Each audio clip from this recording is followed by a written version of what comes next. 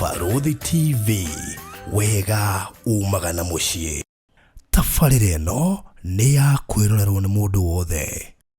Walipokuwa wakijenga, walitamani sana kuona sakafu inayovutia, isiyoharibika kwa urahisi na inayoangaza kwa umbali. Je, wajua sakafu ya terazo ndiyo iliwapa jibu kamili ya walichokuwa wakitafuta? Inawekwa kwa urahisi na kwa utaratibu unaofaa. Hii ni baada ya kutayarisha sakafu vilivyo, kisha mwaga mchanganyiko wa mawe na simiti na rangi. Lainisha na uhakikishe imemwagwa kwa umakini kutumia rola. Subiri kati ya siku 3 hadi wiki 1 ikauke. Baada ya hapo, anza kuosha ukitumia mashini spesheli ya kazi hii na maji, na baadaye tumia acid kuosha ili kutoa uchafu na madoa sugu.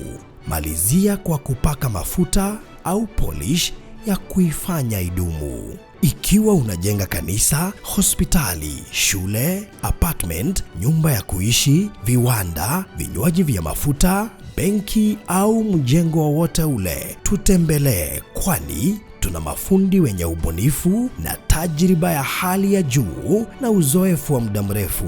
Express Terazo Center tunakuuzia bidhaa za hali ya juu na kukuletea mahali popote nchini. Tutembelee leo, Ruiru Bypass Kamakis, pale Karuguru, mita chache kutoka RFH Hospital, au piga simu 0798 333 000. Express Terazo Center Bypass. You dream it, we fix it.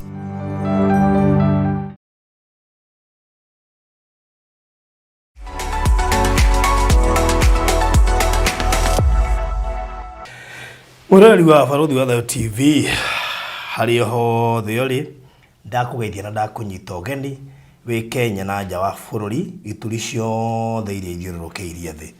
Guoka wĩ thayũ, Ngai nĩ akũgitĩrĩte na agakumenyerera, na no ũthiĩte na mbere na kũruta wĩra. Akorwo subscribe-ĩte, make sure no wahihinya hau subscribe button nigetha ndũkahĩtũkagwo nĩ tabarĩra citũ. Tabarĩra ya mũthenya wa ũmũthĩ ĩrũgamĩrĩirwo nĩ Express Terazo Center, ngũthi cia wĩkĩri wa Terazo Kenya. Mĩako mĩingĩ ĩno ũrona mĩnene, mafurati maya maingĩ marakwo manene, makanitha maingĩ ũrona magĩakwo nowadays, ona hostels ici ũrona igĩakwo cia makambuni manene. Koguo thĩ ũrakora gwĩkĩrĩtwo Terazo, ũcio nĩ wĩra wa Express Terazo Center. Ndĩrenda kuga rĩu wĩ kuma haha gũthiĩ na mbere, akorwo wĩna mwako ũraka na nĩ ũrĩbataraga Terazo kana gwĩkĩrĩrwo Terazo, ambĩrĩria gwĩciria ũhoro wa Express Terazo Center, tondũ matioka rĩu na ũigĩrĩrĩki wao nĩ gũtigĩrĩra atĩ to gũkwenderia material, nĩ nginya mabundi marĩa maragwĩkĩrĩra nĩ mahota gũkũrutĩra wĩra ũrĩa kwagĩrĩire. Koguo nĩ wega kwaranĩria nao nigetha magũtirithie kahora, na ngũgũtũma harĩa Eastern Bypass ĩrĩa ya Kamakis, nduka yao nene mũno makĩria ĩrĩ hau ĩrigainie na emita nini kuma kĩndũ gĩgwĩtwo RFH Hospital. Na koguo ĩkorwo nĩ ũgũbatara gwĩkĩrĩrwo Terazo, ingĩ prefer no macerere. Ũngĩkorwo ndũngĩhota kũmacerera no kwa nja wa bũrũri, no mahũrĩre thimũ ĩno nigetha magũtũmĩre mbica, magũtũmĩre quotations na maũndũ macio mangĩ mothe. No nginya mũke site yaku nigetha muoe measurements. Otherwise ũgĩkorwo na measurements ciaku, still nĩ megũgwĩkĩra quotation kumana na measurements ciaku, but because of accuracy nĩ mendaga gũtũma bundi nigetha oe measurements. Makĩrĩ hau nĩ ũkũmakora. Ningĩ no mahũrĩre na thimũ ĩno 0798333000, 0798333000. na koguo ĩkorwo nĩ ũraka mũkawa, ĩkorwo nĩ cukuru ũraka, kana nĩ petrol station, kana nĩ kĩganda, kana nĩ apartment, kana nĩ mũciĩ waku wa gũikara, ndĩreciria wega no waranĩrie nao na nĩ njũĩ maũndũ maku megũkorwo me mega. Koguo namba ya 0798333000 no ũmĩhũre nginyagia thaa ici, kana ũmwa text WhatsApp kana message ya kawaida na nĩ ũkũmanyita. No wega ũngĩkĩmahũrĩra wĩtie ka discount, it is very much important. Ndĩkĩrĩria na kũrĩa Malindi, nĩ tũraingĩria Malindi with full force. Na waigua ngiuga full force, nĩ tũraingĩria Malindi na ndirenda gũtanga tĩri tiga ũrĩa ũkũgũra, tondũ kuma Malindi nginya harĩa project ĩno ndĩrakwenderia rĩ nĩ rami igũrũ, gũtirĩ handũ ũkũranga tĩri. For your information, project ĩno hutĩtie rami na tũramĩendia ta kũheana. ndagika igire kuma tauni ya Maraba ni andu ni maiguo ngithie online ucarie kindu gitagwo Hell's Kitchen ni njui no gwitagwo Hell's Kitchen tuguko gwikuhiu muno by the way ni kundu kwina kimuhunguru atari mokaga riu hota gubaruthi kwa tutwara hell aca tafadhali mwaki urugari one kuringithanio uringithanagio no gakorwo kwa kuma nikyo gwena ni adematire kiugo kiu Hell's Kitchen ni kwa huge gitirwo hot kitchen anyway how better I think kuma how go the Hell's Kitchen is around 10 minutes no go the town ni ya Maraba to ni hora igiro githie Hell's Kitchen is just 2 minutes kuma site itu thiti maire haha bara-ini mai na ne matapu ona jirani ni ekirite tapu ya mai koguo nira gutorwa kuru kwina andu kundu social amenities cirio hau mashukuru mario hau mathibitari mario hau makanitha mario hau and everything nginya police station ya Maraba ikirio hau koguo weo kugura kundu guku wabe umenya wagura rami iguru na wagura kindu gya guguteithia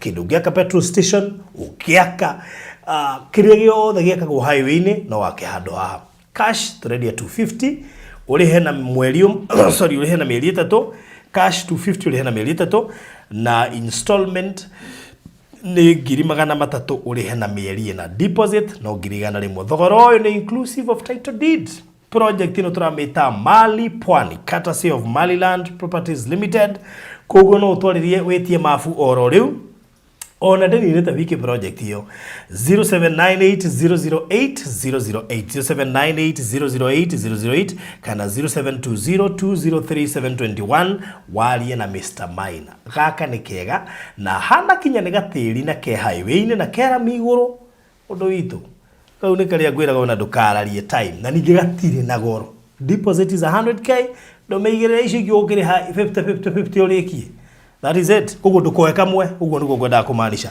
0798008008 make sure no wahurira ujitie maafu mahinda mega ngoro gikaribisha Conrad Nandwa makuria Tasia riu thena Conrad ni igua gikuyu no ndangihota gukearia kugo tukubidi twarie githweri hivi sasa nataka kumkaribisha Conrad Nandwa kutoka Tasia ndiye mgeni wetu siku ya leo ana mengi sana ya kutupasha kuhusiana na the kingdom of peace uthamaki wa thayo it's a prophecy related talk lakini singetaka kumsemea kwa sababu yuko hapa ningetaka kwanza ajitambulishe and then we start from there karibu sana. Asante. Yes. Nashukuru sana Farudi na mashabiki wote wa Farudi TV. Yes. Na nimeshukuru sana kufika mahali hapa. Hivi ulivyosikia ninaitwa Conrad Nandwa. Kitaka unaongezea pia na kulingana na assignment ambayo Mungu amenipa Shepherd Conrad Nandwa. Pia sio mbaya. Okay. Mimi mkazi wa Nairobi hii, lakini mzaliwa kule Kakamega. Kakamega. Hata wengi wanashangaa mambo na afuatilia namna gani na mimi sio Kikuyu. Huyu ni Mkusi, Maragoli, Mbukusu. Najua kabila za huko. Yeah. Nazijua vizuri. Yeah. Kwa hivyo mimi ni Mwanga. Mwanga. Mwanga Mluya. Wahanga wako kwa mpaka ama wako wapi? Kuna wale wanakaribia boda. Wale wako Busia. Kuna pale wa Bukusu pia. Okay. Kuna wenyewe wanakaribiana maeneo ya Mount Elgon karibu mpakani. Kuna Wakusi. Wagusi pia wako. Yeah. All right. That's good. Najua nimejua kwa sababu msichana wangu wa kwanza kutongoza alikuwa Mluya. Yeah. Alikuwa Maragoli. Alikuwa anaishi nafikiri Kitale. Manake Kitale kuna Waluya wengi, sio? Sana. That's good. So karibu sana. Nashukuru. Sana ningetaka kwanza ujitambulishe vizuri. Manake napenda mtu akiongea hapa kwanza watu wanamjua, wanajua kwa nini akaamua kuongea. Aliongelesha usiku na akaamua kuongea leo. Safari yake na Mungu imekuaje? Mimi pale nilizaliwa kama katika dini ya Katoliki. Baada ya muda fulani, muda mrefu tena Mungu akaja nikaingia hizi zenye zinajiita Pentecostal. Kufikia mwaka wa 2017 ndio Mungu akanitenganisha na dini. Na Mungu aliponionya nitoke kwenye dini na ikawa ngumu sana kutii sauti ya Mungu. Manake unajua mambo ya Mungu isipokuwa Mungu amemakinisha uwezo ukajua anataka nini. Kweli. Sasa kuanzia pale ndio nikaanza kuwa na mvutano mkubwa sana, hata nikajaribu kujiunga tena na dini ikawa ni ngumu. Lakini hapo baadaye ndio Mungu aliingilia kati nikajua kwa nini alinitenganisha na dini. Sasa ndio nikaanza kujua kwamba aliniita kwa ajili ya kufahamisha wengine katika mambo ya ufalme wa amani. Manake watu wengi wanadhani eti dini ni ufalme wa Mungu. Lakini ukweli uhalisia ni kwamba dini sio ufalme wa Mungu. Dini ni mgawanyiko ya shetani. Sasa ukisoma katika kitabu cha Luke 11:17 ndio utapata kwamba kila ufalme ambao umefitinika hauwezi ukasimama. Kweli. Na kila nyumba ikiwa imekindana ama inapigana yenyewe kwa yenyewe huanguka. Sasa unapata kwamba dini, though kuna masalio wa Mungu wako pale, kuna watumishi ambao ni wa Mungu pia bado wako katika dini, lakini ni kwa kutojua ama wakati haujafika. Lakini ukweli uhalisia ni kwamba dini ni migawanyiko ambayo shetani ameleta kuconfuse watu nayo. Kwa maana ufalme wa Mungu hauwezi ukakuwa na vikwazo ama pingamizi. Na hata wewe Farudhi unajua kwamba ukichukua hawa mapasta ama hawa wanajiita viongozi wa dini uwalete pamoja, hawawezi wakaelewana. Watapigana. Hata ukileta makahaba pale wataelewana, lakini sio mapasta. Sasa unapata kwamba confusion imekuepo na ni wengi hawajajua dini sio ufalme wa Mungu. Na ndio wakati sasa umefika ambapo Mungu ufalme wake wenye aliahidi in Revelation chapter 20 kwamba the millennium reign of Christ, sasa ndio ufalme wa Mungu uanze. Na tukirudi kule nyuma kwamba in First Kings chapter 12 pale ndio utapata kwamba ufalme wa Mungu ulianza kusambaratika, the house of David. Na ndio unapata kwamba kulikuwa na Jeroboam na Rehoboam, ufalme ukagawanyika, the southern kingdom and the northern kingdom. Pale ndipo ilipoanguka. Na ndio unapata kwamba hata mitume walikuwa na ule ufahamu. Manake pia mitume walikuwa nasoma sana maandiko. Na ndio ukienda in Amos chapter 9 and verse 11, unapata kwamba Mungu aliahidi kwamba atasimamisha tena nyumba ya Daudi. Na nyumba ya Daudi ndio ufalme wa Mungu. Manake nyumba, Mungu akirifaa kwa nyumba sio huu mjengo, ni watu sasa. Sasa pale ndio unapata hata wale mitume in Acts of Apostles chapter 1 and verse acha tusome pale. Acts of Apostles, Matendo ya Mitume moja. Yangu imekwama. Unaweza soma hata kiwa uko na yako hapo. Kama niko na access leo. Matendo ya Mitume. Yeah.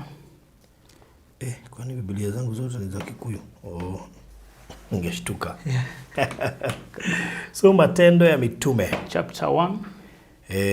Unajua sasa Waswahili hapa ni wachache sana. Yeah. Kwa hivyo wanashindwa Matendo ya Mitume ni hiyo ni bayuni. Wengi unajua kitabu gani hicho? Kuna ile yenye watu wamezoea. Matendo ya Mitume ni Acts of Apostles. Acts of Apostles. Yeah, Acts. Haya. Chapter 1. Chapter 1. Verse 5. Verse 5. 6 kuendelea. Haya. Basi walipokutanika wakamuuliza wakisema, "Je, Bwana, wakati huu ndipo unapowarudishia Israeli ufalme?" Akawaambia, "Si kazi yenu kujua nyakati wala majira Baba aliyoyaweka katika mamlaka yake mwenyewe. Lakini mtapokea nguvu akiisha kuwajilia juu yenu Roho Mtakatifu, nanyi mtakuwa mashahidi wangu katika Yerusalemu."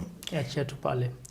Unapata hapa Yesu anawaambia it is not upon you, sio yenu kazi yenu kujua majira na nyakati yenye Mungu ameweka.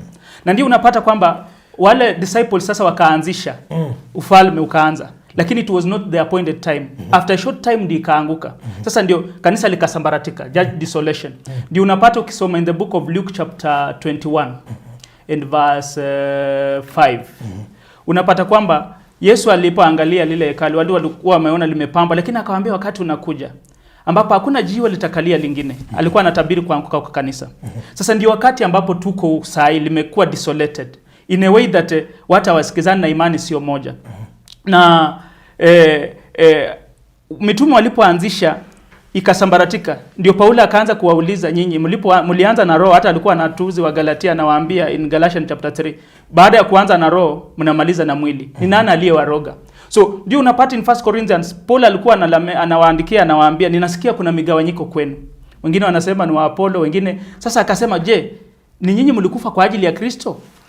Manake migawanyiko ikaanzia pale, migawanyiko ikaendelea, ndio bado inaendelea mpaka saa hizi. Hata dini ni mingi sana. We have so many religions, more than 2000 denominations. Na bado ziko. Na unapata sasa mapasta wanadhani hapo sasa ndio kuna Mungu. Hata kule Kakamega nilisikia kule kwetu, mapasta walikuwa wanalalamika eti wanataka serikali rahisisha registration of religions. Lakini dini haiwezi kutusaidia. Ni kuongeza utumwa kwa mwingine. Manake ikiwa hizi zenye hazika haziwezi ka achieve, manake ni migawanyiko, na dini inafanya hata watu waelewani. And Farudhi, you are aware that kuna watu hata wanaseclude wengine kwa sababu ya denomination. Sure. Huyu na huyu hataki huyu kwa sababu ya huyu. Sasa na wae Mungu sio Mungu wa machafuko. Ukisoma in the book of 1 Corinthians 14 and verse 33, Mungu ni Mungu wa amani. Na palipo migawanyiko hakuna Mungu. So watu intakana wafahamu, manake Mungu anafanya kazi kulingana na nyakati na majira. Ukisoma in the book of Daniel chapter 2 and verse 21, Mungu ndiye anabadilisha nyakati na majira. Sasa intakana sisi walio masalio wa Mungu tujue ni majira gani. Manake si wakati wote utalima. Kuna wakati wa kulima na kupanda na kuvuna. Sasa ni wakati ambapo Mungu anataka kuvuna walio wake. Na ndio ukisoma in the book of Matthew chapter 9 and verse 36, aliangalia makundi wametawanyika kama kondoo wasiokuwa na mchungaji. Akawahurumia. Lakini akasema tuombe Baba wa mavuno alete watendakazi. So this is the time now God wants to gather his remnants. Na katika dini ambazo tuko nazo utapata kwamba masalio wa Mungu ndio wako. Na ndio Mungu anataka awasanye wakuje pamoja. Na ndio hili jambo hata ukiangalia watu wa Mount Kenya wanalizungumzia sana. Mimi sikatai, Mount Kenya is the custodian of the kingdom. Lakini jinsi ambavyo wanapeleka haya maneno sio jinsi inayovaa. Sio jinsi inayostahili. Na ndiye hata mimi ninawaambia, manake kule Waluya, hata Uluyani huwa siongea mambo sana. Kuna marafiki wachache tu wanazungumzia kwa sababu kuna mambo mengine ukizungumza wataona ni kama wewe ni mguruki. Kwa sababu unajua Paul anasema in the book of 1 Corinthians chapter 2 and verse 6, we share wisdom to the perfect. Kuna mambo uweza ambia watu wengine kwa sababu hawajafika pale na hawajamakinishwa. Sasa ikiwa Mount Kenya ndio wanatakikana, they are the custodians, lakini kuna migawanyiko, they cannot achieve. Sure. Manake hata Maumau hao wenye wanajivunia, Maumau did not achieve. Hata wao walikuwa na migawanyiko na hawaku achieve the purpose. So the current time that you are in, we need one perfect revolution ambaye hatutarudia. Maumau walijaribu wakashindwa, akina na Raila wakakuja na revolution zingine wanataka wakashindwa. Now this time we need one and perfect revolution ambaye haitarudiwa tena. Na where there is perfectness ni penye Mungu ako tu peke yake. Lakini kwa mawazo za imaya za wanadamu hakuna perfectness pale. Kwa hivyo Mount Kenya ninaona story mingi ziko kule sana. Because so many people have taken the advantage of this thing. Kuna watu wengi sasa wanapotosha. For example, kuna wale ambao wanasema wanaamini kwamba the Mount Kenya is the altar. Na watu wengi chenye wafahamu kwamba tumetoka katika mambo ya kivuli, sasa tuko katika uhalisia. Mungu hakai katika milima. Manake hata wao wanasema kuna altar kule. But what I know is that the altar is Christ. Altar iko ndani mwako ambao ni Kristo na mimi pia. So what I tell the people of Mount Kenya, let us not waste time, because ninajua kiongozi mwenye ataongoza the revival ambayo mapasta huwa wanaita katika dini revival is from Mount Kenya. So the time yenye wana waste kutafuta the Ark of Covenant, we should be seeking for this servant of God ambaye Mungu ameteua kwa ajili ya ufalme wake. Yeye ndiye ako na the Ark of Covenant ndani mwake. Na ndio ukisoma katika Revelation chapter 11 and verse 19, ndio unaopata John alifunuliwa akaona Ark of Covenant iko mbinguni ambaye ndiye Kristo. Sasa tukipata huyu servant of God ambaye is a prophet, ambaye Mungu ameteua kwa ajili ya season hii, yeye ndiye atatuonyesha njia. Because what people should know that every season Mungu akona the firstborn wake. Wakati wa Musa was the spiritual firstborn of Christ, of God. Akatoa Misri wa Israeli katika utumwa. Wakati wa Elia alikuwa pia the firstborn. Wakati wa John the Baptist was the firstborn. Wakati wa Yesu Kristo he was the firstborn, spiritual and physical. Manake pia Yesu Kristo alikuwa nabii. Ukisoma in the book of John chapter 6 and verse 14, utapata kwamba Kristo alikuwa nabii. So with this time we need a prophet ambaye is the king and is the prophet like David was. So ndiye atapata kutusaidia na kutupea siri za Mungu na kutuelekeza venye Mungu anataka. Na ndio tupate amani ambayo watu wanatamani kuipata. Manake hata mapasta huwa wanaambia watu tuombe amani ipatikane. Lakini mwanadamu hauna amani yako yenye utapea watu. Kwa sababu ukisoma in the book of Matthew chapter 10 and verse 34, Yesu akasema mwenyewe, sio msidhani kwamba nilikuja kuleta amani, bali kuleta upanga. Kumfitini mtoto na baba yake. Sasa yeye mwenyewe, na Yesu anasema in the book of Revelation chapter 3 and verse 7, mlango ambao amefungua hakuna mtu anafunga, na mlango ambao anafungua hakuna mtu anafunga. Sasa Kristo mwenyewe ambaye ndiye mwenye mamlaka, for the season that we have been in, yeye ndiye aliondoa hii amani. It is in his power ndiye ataregesha hii amani. Na ndio ukisoma in the book of Haggai chapter 2, anasema na mahali hapa nitaregesha amani. Sasa hata mapasta wakiahidi watu amani, wewe pasta utatoa wapi amani yako upe watu? It is not in your mandate and capability. It is in the hands of Christ himself. So ndio huo wakati anataka arudishe. Na ndio hata ninashangaa hii migawanyiko yenye iko Mount Kenya kwa sababu altar watu wamejenga huko altar mingi, sijui wewe anajenga, sijui wewe anajenga. Sasa ikiwa the Mount Kenya people you are the custodian na hata nyinyi wenyewe hampatani na hamna lugha moja, how will you convince other people? Manake ufalme wa Mungu kuna mahali inaanzia. Ilianzia Jerusalem, akawaambia iende Judea na kwingine kwote. So ikiwa hiyo sasa huko ndio bedroom, manake Kenya as whole pia ni bedroom ya Mungu sasa. Sure. Sasa ikiwa kule the custodian wenyewe hawapatani, waumini hawana imani moja, sasa wataconvince hata sisi Waluhya aje. Na ndio maana ninasikia mbaya sana matapeli wakiingilia hii kazi. Because kuna watu wamejituma. And I'm not afraid to say so. Because hii kazi ya Mungu I have nothing to do with partiality. Ukisoma in the book of 1 Timothy chapter 5, 20 and verse 20 to 21. Unapata kwamba Paulo alikuwa anaonya Timotheo asihukumu kulingana na mawazo yake na nini. So kuna watu wametake advantage of this work of God. Na Mr. Farudi ni kazi kubwa inasubiriwa na dunia mzima to restore peace. Lakini sasa kuna watu wa kujitakia nao wamehijack. Sasa wao ndio wameteka nyara na kupotosha, wanapotosha watu. Na nimeanza pale na kuambia watu waanze kuacha kudanganya watu na mambo ya kurudisha watu katika milima. Ikiwa tutasoma in the book of hii natamani tusome in the book of John chapter 4. John chapter 4 and John chapter 4 21 to 24. John chapter 4. Yeah. Yohana. Chapter 4 verse 21 to 24. 21 to 24. Yeah. Yesu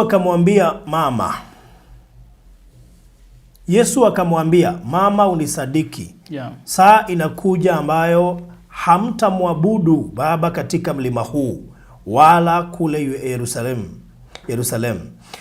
Ninyi mnaabudu msichokijua, sisi tunaabudu tukijuacho, kwa kuwa wokovu watoka kwa Wayahudi. Lakini saa inakuja, nayo sasa ipo, ambayo waabuduo halisi watamwabudu Baba katika roho na kweli. Kwa maana Baba awatafuta watu kama hao wamwabudu. Mungu ni roho, nao wamwabuduo yeye imewapasa kumwabudu katika roho na kweli. Achia pale. Sasa unapata hapa Kristo ambaye ni Yesu, ambaye ndiye mwenye ufalme sasa, anatoa watu katika milima. Na hata kule Mount Kenya ninaona kuna mtu anarudisha watu kwa mlima.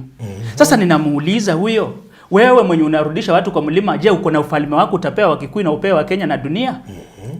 Because Christ ndiye mwenye ufalme. Manaka anasema unatoka mbinguni. Mwanadamu hana ufalme wake. Sasa yeye ndiye amesema tutoachane na mlima. Na wewe unarudisha watu kwa mlima, uko na ufalme wako? Kitu yenye watu hawaelewi, mlima Mungu amaanishi huu mlima wenyewe unaonekana. Let's go in the book of Romans, Romans chapter 9 verse 6 to 8. Romans ni Warumi. Yeah, Warumi. Warumi ngapi? Chapter 9, 6 to 8. Si kana kwamba neno la Mungu limetanguka. Maana hawawi wote wa Israeli walio wa uzao wa Israeli, wala hawawi wote wana kwa kuwa wazao wa Ibrahimu, bali katika Isaka wazao wako wataitwa. Yaani si watoto wa mwili walio watoto wa Mungu, bali watoto wa ile ahadi wanahesabiwa kuwa wazao. Kwa maana neno la ahadi ni hili: panapo wakati huu nitakuja, na Sara atakuwa na mwana. Wala si hivyo tu, lakini Rebeka naye akisha kuchukua mimba kwa mume mmoja, naye ni Isaka baba yetu.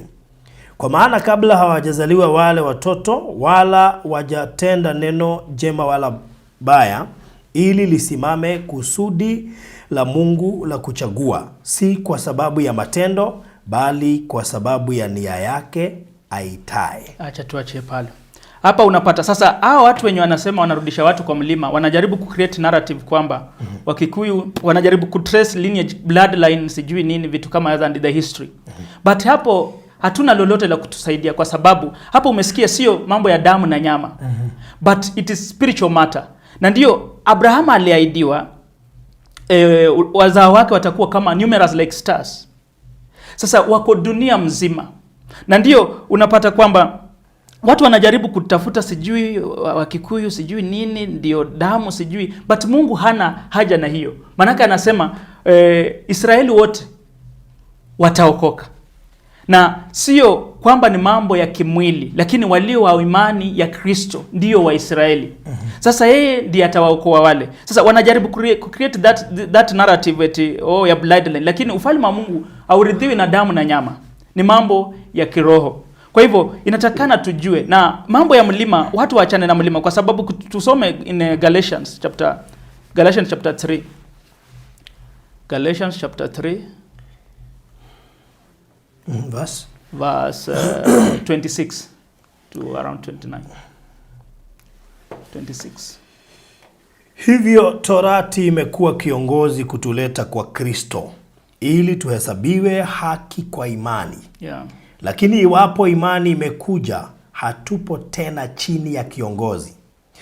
Kwa kuwa nyinyi nyote mmekuwa wana wa Mungu kwa njia ya imani katika Kristo Yesu, maana nyinyi nyote mliobatizwa katika Kristo mmemvaa Kristo. Hapana Myahudi wala Myunani, hapana mtumwa wala huru, hapana mtu mume wala mtu mke, maana nyinyi nyote mmekuwa mmoja katika Kristo Yesu. Na kama nyinyi ni wa Kristo, basi mmekuwa uzao wa Ibrahimu na warithi sawasawa na ahadi. Sasa unapata kwamba hapa Biblia ina insist kwamba ikiwa tutasimama katika ukweli wa imani, tutakuwa kitu kimoja. Because ukiangalia mlima sasa physical, tukifikiria kimwili sasa, uko attach kulingana na power inavuta mawe nini, inakuja kitu kimoja. So hapa it is a matter of faith. Tukiwa na imani moja, as in Ephesians chapter 4:3-6, utapata kwamba Biblia ina insist tukuwe na imani moja, roho mmoja, ubatizo mmoja, na Mungu mmoja ambaye ni baba wa wote. Sasa ikiwa tutakuwa na imani moja ambayo ni ya Kristo, tutakuwa mlima sasa. Sio mlima huu wenye watu wanaona. Sasa tutakuwa kitu kimoja. Bali sio kwamba ni mambo ambayo kwamba ninasikia watu wakizungumza na wana insist sana eti kwamba kuna sijui madhabahu kule ambao sijui ndio ya kuregesha ufalme amani, but which is not right. Na jambo hili ni watu wengi wamelichukulia ni kana kwamba ni jambo la kiukabila na nini, but hapa hakuna ukabila. Na ndiye hata usiku wa kuamkia leo Mungu alikuwa amenipa ufunuo, na alikuwa ananizungumzia eti kwamba ili sio ya usiku wa kuamkia jana, ndiye alikuwa ananipa ufunuo kwamba jambo hili lihusishwe makabila yote. Manake hata nimeona wengi venye nimeingia social media, wengi wanalichukulia na sijui kinyongo kivipi. Lakini hapa hakuna eti Mkikuyu na nini na nini. Sisi wote wa Mungu tuelete na tuunganishwe na imani ya Kristo. Manake wengi wamechukulia sasa ni kama la wao tu. But siwezi pinga, manake the custodian are the Mount Kenya people, na kiongozi atatoka huko. Lakini sasa jukumu hata yeye peke yake hawezi akamaliza, manake watendakazi ni wachache. Mungu anahitaji kutoka huku, anahitaji kutoka huku, manake ufalme sio wa mtu, ufalme ni wa Mungu. Kwa hivyo watu nitakana waje pamoja na tutoe differences hizi zenye watu wako nazo, na watu wajumuike pamoja. Manake ili jambo kuna ule anaongea huku, ule mwingine anaongelea huku, na kila mtu ako na wafuasi wake. Sasa wao na dini hakuna tofauti. Manake ni kupasua watu, wanazidi kuleta migawanyiko. Ni uadui wanazidisha. Na wengi hawataki kukuja. Manake sio tu kwamba nimeanza kufuatilia kwa mwaka moja, mbili ama tatu. Hata wengi wanakutana nao, hata wengine tu wananipigia simu tunazungumza. Lakini watu hawako tayari kuafikia ukweli. Watu wanataka waungwe mkono na nini. But hata mimi huwa naambia watu, hata mimi nikisema ni wewe, sina uwezo. Ni lazima tukubaliane na Mungu iwe ni wewe. Manake mimi nikisema na ule mwingine akatae. Manake tunataka tuone matunda ya kila mtu. Mr. Farudi, acha tuone like in the book of hata tusisome, manake mtazamaji atajisomea in the book of 1 King chapter 18. Huyu ni Elia wakati ambapo madhabahu ya Mungu ilikuwa imebomoka, sasa akawa analeta restoration after amekimbia Jezabeli akarudi. Sasa wakati ulikuja akasema manabii wa Baali wakusanyike na Waisraeli wakusanyike. Kweli wakasanywa na wakakubaliana. Walipokubaliana na akawaambia wale wanabii wa Baali ambao walikuwa Ahabu wajenge madhabahu, wakajenga, wakatoa kafara yao, wakaita Mungu hakuitika. Ndio yeye akafanya sasa dhabihu lake. Alipofanya, na Biblia inasema alikubaliana na Waisraeli. Hata yeye Elia ndiye alikuwa anatoa instruction, anaambia wale watu choteni maji mapipa 4. Lakini kule Mount Kenya kuna wengine hata nasikia eti yeye ni mtu wa kubeba kikapu tu, kubeba tu chondo, ambaye ni msaidizi. Sikatai. Na sasa mimi nauliza, kwa sababu ukiangalia Elia alikuwa anafanya kazi, watu wanafanya kazi kulingana na instructions za Elia, manake yeye ndiye alikuwa na manto. Lakini huku Mount Kenya ninaona mwenye anafanya sijui anatoa instruction wapi. Manake mimi ni muda mrefu nimewaitisha, simulete huyu basi mwenye mnasema Mungu ameteua, basi atuambie ama atuongoze ama tuelekeze tuone. Kwa sababu uwezi kuwa eti wewe mdogo ndio utatangulia. It cannot happen. And you cannot work without the mantle. Either ukitumwa ni sawa. Nakumbuka hata katika hiyo the same 18, Elia alituma mtumishi wake akapande mlimani alipokuwa ameomba kwa ajili ya mvua. Na Elia akatuma mtumishi wake akamkimbia pale. Mara ya 7 ndiye akaona wingu linakaa mkono wa mtu. Under the instruction of Elijah. Aya, tukienda kama Elisha in the book of 2 Kings, I think chapter what? In the book of 2 Kings, mtazamaji atajisomea. Elisha alipokuwa na Gehazi, hata wakati ambapo ule mtoto wa mwanamke Mshunami, the Shunammite alikuwa amekufa, Elisha alimtuma mtumishi wake aende na fimbo. Akamwambia usisalimie mtu, na mtu akikusalimu usimjibu. Under the instruction of Elisha, who was carrying the mantle at that time. Lakini huyu wa Mount Kenya ninaona yeye anafanya, lakini sijui instruction anatoa wapi. Kwa sababu Mungu hawezi pita kwa Elisha akuje kwa mtumishi wa mtu kabla pitie kwa yule mwenye amepea mantle at that time. Na hii ndiyo inaleta confusion kubwa sana. Na hata huyo mwenye anasema ni mtumishi wa huyo mwenye atakuja, ambaye atakuwa mwenye Mungu ameweka atawale, is the Elijah to come. Itakuwaje ikiwa atakuja na msaidizi wake? Sasa itamaanisha wewe utakuwa ni kama tuseme mpango wa kando. Na unajua mpango wa kando hana haki hata ya urithi. Yule kufichwa fichwa tu. Kwa sababu ule anaweza kuja, na akikuja na msaidizi wake, wewe utaenda wapi ama itakuwaje? So there is something that watu hawaelewi. And I'm not here to attack anybody, but I want relevancy and accountability in a way that mtu ukipotosha, Yesu alisema na yeyote atakayepotosha mmoja wapo hawa wadogo na fungwe shingoni jiwe la kusagia na tube baharini. It is so very bad, manake watu wanafata kitu yenye hawajui. Na ni vibaya sana watu wanapotoshwa. Manake watu wakishawishiwa na wadanganywa na ukweli na wadhani eti ufalme sasa umeanza. Na sio hiyo. Tena ndio watu waanze kupiga reverse, tena warudi waanze kutafutilia njia iko wapi. We are tired of satanic researches. Manake experiment, unajua it's so dangerous. Experiment unaweza pata positive or negative results ama usipate results. Ni kama kuchukua sulfuric acid unaonja unadhani ni maji. Utakufa. So the work of God is not all about researches. Let us stand with the truth. And the truth here, Mr. Farudi, is all about the truth of the Bible. Mimi hata mtu atoe unabii na utimie bila ukweli wa neno haizi nishawishi. Manake hata Biblia inasema in Deuteronomy chapter 13 ukianzia mwanzo, kukitukuwepo na nabii ama mwotaji wa ndoto na aje kwako na akwambie ona ama unabii na utimie, lakini akwambie twende tuinamie miungu mingine, usimsikize. Maana Mungu anawajaribu aone ikiwa mnampenda. So kuna mambo mengi yenye nimefuatilia katika mitandao yenye naendelea Mount Kenya, na mingi ni kelele tu zenye hazisaidii. Na hata Paulo aliziita ni uenda wazimu. Ukisoma in the book of 1 Timothy chapter 6:3-4, inazungumzia ni kama uenda wazimu. Maana alisema ikiwa mtu yote atakuja na mambo mengine anafunza outside the doctrine of God, ni kama uenda wazimu. Hii haiwezi katupeleka mahali. So what I'm urging the people of Mount Kenya and all Kenyans, let us come together. Hao wenye wanasema ni Mungu ameteua wakuje. Si eti watu wakae bedroom wapange yao na wanakuja. Mimi hata huyo mfalme akikuja, huyo mwenye wanasema manake is there and is from Mount Kenya, Skata is the Mount Kenya is the custodian. Lakini pia mimi kama Nandwa lazima nitataka kujua how is it. I want paka nipitie 1 2 3 niwe convinced by the truth of the word of God. Ndio niridhike. Si eti kwamba mtu anasimamisha tu mtu na anakuja anamwambia hapana. And social media is not enough, kwa sababu kuna wale wenye wafuatilia social media. The time has come because Mungu ananishuhudia time to time. It is wakati wake umefika of church restoration. Manake ufalme wa Mungu is all about restoring the church. Sasa wakati umefika tujumuike pamoja, tuanze hata kupiga physical rallies. Tualati watu wajue it is the time for the kingdom of God. Manake watu watajuaje? Hata Yesu aliwaambia zungukeni kote kote mkiwatangazia ufalme wa Mungu. Umefanya nini? Umefika. Sasa ikibaki tu kule, Hata haya mambo Farudha haijafika hata Uluyani. Hata sijaisikia wanatangaza Mlembe FM ama Radio Ingo. Sasa utapelekewa kitu kigeni, utakikubali aje na hujai kisikia hata. Si lazima tu watu waanze tuzunguke, watu waanze kujua. Na gari hatuwezi tukaanza kuzunguka kabla tujue ni nani. Manake tukishapata dereva ambaye ni huyu Elijah Tukam. Manake ukisoma Malachi chapter 4 ndio unapata Mungu anaahidi kwamba ataleta roho Elia, atawaletea Elia ambaye ataregesha roho za baba na watoto. Ukisoma also in the book of I think Matthew chapter 17 and verse 9, ndio Elia mwenye hata Yesu alikuwa anazungumzia, truly I say Elia shall come. Na alikuja na wengine hawakumjua, ambaye alikuwa the John the Baptist, lakini Yesu alitumia terminology shall come. So baada atarudi. God is speaking of the spirit. Na hata nilisikia mwingine Mount Kenya akisema eti sijui ule atatoka mbinguni. Hakuna kutoka mbinguni. Ni mtu tu kama mimi na wewe, like from the lineage ukitrace utapata baba yake ni nani, babu yake nani, but he is carrying the spirit of God. Ni venye Mungu alificha siri zake ndani yake. Sasa pasipo kumpata hata ule tutakuwa na ugumu. Na kwa sababu hili jambo linaanzia from Mount Kenya people, ni watu wa Mount Kenya wakuje close na kabila zingine zote.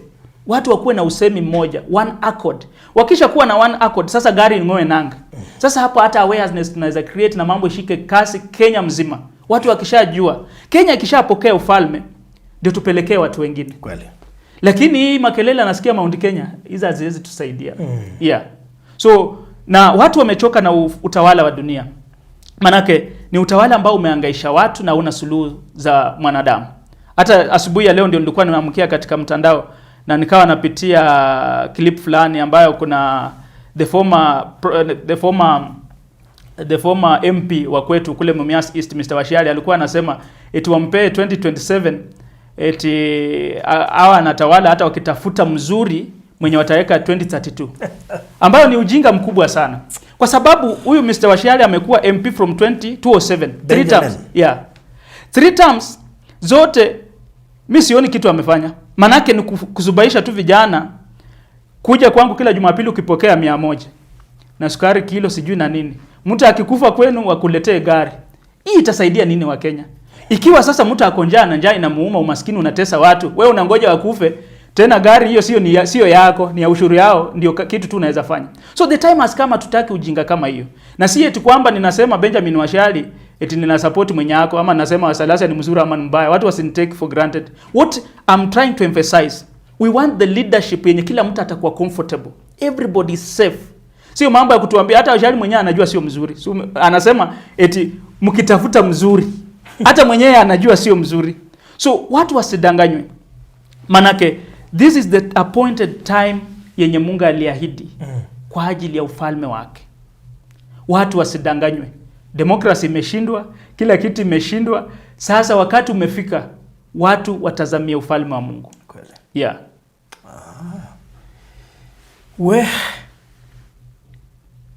Wakati umefika. Wakati umefika. Wakati umefika. Watu wajue it is appointed time for church restoration. The kingdom of peace. Sasa ikiwa tena watu watadanganywa, manake pia Mungu analizungumzia akaniambia watu wasidanganywa karudisha mambo ya democracy. Kwa sababu hao watu wametuwekea kikwazo na hata wameweka in article 3 and it's close to. Ikiwa government yote itatengeneza kinyume na hii, huyo mtu ni treason. Sasa ni wanatuwekea vizuizi na wanakudanganya eti kura yako ndio silaha yako. Sikatai kura yako mtazamaji ndio silaha yako, lakini ni silaha ya kuua. Ani wewe mwenyewe tena unaamka asubuhi na mapema unaenda. Ukishaenda piga kura, wakishapata hiyo mamlaka, wataibia wewe, wakuue na risasi yako yenye unalipia ushuru, wakujie na Subaru yenye wewe unaweka mafuta yako na kuangamize kwa nguvu zako. Sasa hii kura yenye unaona watu wamewekewa ni mtego. The time has come. And in 2022, before even that, nilikuwa nafuatilia social media sana. Kuna manabii wa Mungu walikuwa wanazungumza. Hata katika dini kuna wale bado wanatumiwa na Mungu. Na hata pia shetani saa zingine anaweza zungumza, maana pia shetani anafahamu mambo ya roho. Wakawa wanasema Kenya Mungu amewachagulia mtumishi wake. So people confused it na Ruto. Na ndio unaona pastor wengi baada ya kukula vitu za Ruto wakadhani sasa Ruto, na wakaanza kutabiri under deception. Wakasema sasa Ruto ndio Mungu ameandaa kwa ajili ya Kenya, which was a lie. Maana shetani huwa anajitanguliza. Sasa Ruto alipokuja, na hata ninakumbuka kuna watumishi wengi wa Mungu nilikuwa napitia post zao na clips zao, wakawa wanasema mtalia, na kweli watu wanalia. Hata kuna mwingine nilipitia post yake akawa anasema Mungu alimwambia wakati wa Kenya wataona sanduku ya kupiga kura, wasiende wapige duru na wapinduke mbio sana. Na watu wengi waliopitia zile comment, hata ukipitia wanaona huyu ni mguruki, huyu hakuna akili hapo, huyu ni mwenda wazimu. Lakini saa hii kelele zenye Wakenya walikataa kupiga wakiona masanduku za kura, si wanapiga saa hii. So kazi ya Mungu, hata Mungu akikutuma, most of the time people will misunderstand, will underrate and misjudge you. Lakini ikiwa watu watatafutilia ukweli wa sauti ya Mungu, hapo ndio tutapata pumziko. Sasa wale walitabiri kwamba Mungu tayari amepeana kiongozi na labda hata wakamtaja. Je, tunaweza sema huu mgawanyiko wa kanisa labda ndio ulichangia? Kwa sababu hakuna vile Roho ataongea hivi kwako, aongee hivi kwa yule. Roho hajichanganyi. Unajua most of the people they are working under deception. Na hata ukisoma in the book of 2nd Chronicle chapter 18 utapata kwamba kuna wakati ambapo Ahabu alikuwa anataka kwenda Ramoth Gilead na Jehoshaphat kwa ajili ya vita. Na Ahabu alikuwa na manabii wa Baali wengi, alikuwa na 450 na hata akawaita. Sasa Jehoshaphat kwa sababu alikuwa anapenda Mungu akamwambia Ahabu, "Je, hakuna nabii wa Mungu wa kweli hapa ambaye umuite atuambie njia tunayoendea?" Lakini akasema, "Kunaye hapa mmoja ambaye ni Mikaya, lakini anibashirii mema. Ananitabiria mabaya tu." Sasa wakatumanisha waite Mikaya. Na hata ule mtumishi mwenye alitumwa aende akaita Mikaya kule prophet Mikaya, alimwambia, "Tazama kwa hawa manabii wote wamemtabiria mema, hata wewe useme kama wao." Lakini Mikaya akakataa akasema, "Hapana. Mimi jinsi Mungu atakavyoniambia ndivyo nitakavyosema." Na hata alipokuja akawaambia, "Niliona pepo amesimama mbele ya Mungu." Na akasema, "Nitaenda kujifanya pepo wa uongo katika vinywa vya nabii wa Ahabu, amdanganye aende katika vita ili akakufie kule." Sasa the deception ndio kitu ambayo inasumbua watu wengi, because deception, watu wengi hata wako na confidence sana but they are working under the familiar spirits. Si eti kwamba ni roho wa Mungu. Na deception kitu ya kwanza inadanganya wewe ndio udanganye watu wengine. So watu wengi ni deception ilikuwa inafanya kazi. So the time has come watu waunganike katika Kristo. Na ndio tukiunganika katika imani moja ndio watu wataenenda na wawe na sauti moja. Na hii migawanyiko we cannot achieve the purpose of God. Alright, asante sana. Nafikiri muda wetu umeisha. Ningekuruhusu labda upeane namba yako ya simu. Ikiwa tutapata muda zaidi tutaweza kukupigia angalau uje tunene mengi. Nimeshukuru siku yetu ya kwanza, nimeshukuru sana kwa hii fursa. Na ninashukuru na ninaomba ule ambaye anatazama video hii subscribe kwa channel hii ya Parudhi TV. Maana yake ukisubscribe pia ndio unamtia nguvu, na ndio pia watu wengine ujumbe utawafikia, na ndio pia unatusaidia pia sisi ndio mambo yafikie dunia mzima na Kenya mzima. Maana yake pasipo pia vyombo vya habari watu hawezi jua ni nini kinaendelea. Kwa hivyo nambari yangu ya simu ni 0724 714 939 0724 714 939. Jina ni Shepherd Conrad Nandwa. Alright. Thank you so much. God bless you so much kwa kuweza kuwa hapa nasi. Chenye tunawapea kwa sasa kitawasaidia. Na ni vizuri watu kujua watu wa ukweli, watu wa Mungu wa ukweli, kutokana na yale maneno wanayoyaongea. Kutokana na yale maneno wanayoyaongea ukisoma kwa Biblia pia. Kwa sababu pia ni vizuri watu wasidanganywe. Ni kweli. There is no way a prophecy can be outside the Bible. Ni kweli. Hapana. Kwa hivyo watu wakuwe very keen. Thank you. So thank you so much Mureri wa Parudhi Thayo TV. Gwehoka na wathikiriria na mundu wigoto hari kaundu athoma. Ni rire kiugo na kimwe guongerera kukuhe namba cia kuria kwa Express Terazo Center nigetha umahurire ko ni kwenda gwikirwa Terazo nigetha warie nao immediately mwambiririe gathabari. Namba ya thimu iri ukumahurira ni 0798 333 000 0798 nigukwirite uhoro wigie kuria Malindi ni undu wa Mali Pwani project ire turakwenderia 250 cash na mieri 3 na 300 urihe na installment kwa ihinda ria mieri 4. Deposit ni shilingi 100 icio ingi urihe kwa ihinda ria mieri 4. Na no wega gutaukwo niki giki turakwenderia ino ni project imwe iria tungiuga prime muno ni gukorwo ekomeire rami iri ndagika igiri kuma tauni ya Maraba kure mwana wa Malindi na no wega gwikwira ati ni gukwite Hell's Kitchen iri hau I think few minutes kuma hale tauni ya Maraba na guku ni kundu kwega by the way wewe irigagiria gwako na mushie Malindi this prime place na wewe na irigagiria hii gwaka petrol station indo iria ciothe ciakagwo faraini ona cukuru kana kindu kingita kiu ona gukagura tugaikare hau umenyage ke highway ni ndikongagirira besha na ihenya muno makiria kugo kirio gwika no kuhura thimu na wetie mafu kwatukira 0798 008 kana hurira Mr. Maina 0720 203 tuhurira thimu riu na nigetha wigotire mafu ya kundu kou na no wega ngwire ti wega kuya kimwe haha woigire kana ithatu tondu kindu ki highway ni gitiendaga ithero. God bless you so much. Make sure no subscribe button ehera gwito kurathimio gikongo. Bye bye. Walipokuwa wakijenga walitamani sana kuona sakafu inayovutia isiyoharibika kwa urahisi na inayoangaza kwa umbali. Je, wajua sakafu ya Terazo ndiyo iliwapa jibu kamili ya walichokuwa wakitafuta? Inawekwa kwa urahisi na kwa utaratibu unaofaa. Hii ni baada ya kutayarisha sakafu vilivyo, kisha mwaga mchanganyiko wa mawe na simiti na rangi. Lainisha na uhakikishe imemwagwa kwa umakini kutumia rola. Subiri kati ya siku 3 hadi wiki 1 ikauke. Baada ya hapo, anza kuosha ukitumia mashini spesheli ya kazi hii na maji, na baadaye tumia acid kuosha ili kutoa uchafu na madoa sugu.